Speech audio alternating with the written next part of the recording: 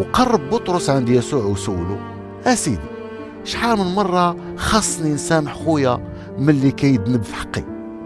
واش حتى ل7 المرات؟ وقال له يسوع: ماشي غير 7 ديال المرات، ولكن 70 مرة 7 ديال المرات. على هاد الشيء كتشبه ملكات السماوات لواحد الملك بغى يتحاسب مع العبيد ديالو، وملي بدا كيتحاسب معاهم جابوا ليه واحد عليه دين ديال ملايين الدراهم د الفضة، وحيت ما كانش عنده باش يردو امر سيدو باش يتباع هو ومراته وولادو وكل ما كيملك باش يرد الدين اللي عليه.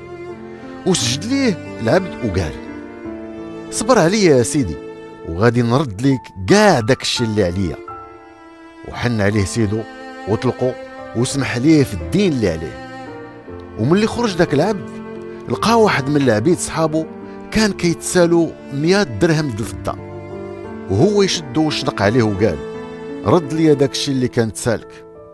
وطاح صاحبو عند رجليه كيطلبو وقال ليه: صبر عليا وغادي نرد لك داكشي اللي عليا. ولكن ما بغاش، وداه ورماه في الحبس حتى يرد الدين اللي عليه.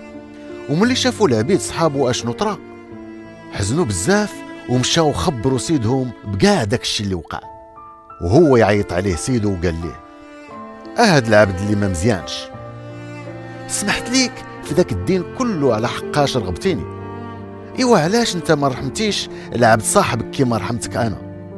وتقلق سيدو وصيفطو للحبس باش يعذبوه حتى يرد داكشي اللي عليه. راه هكا غادي يدير لكم با اللي في السماء الا ما سمحش كل واحد فيكم لخوه من كل قلبه.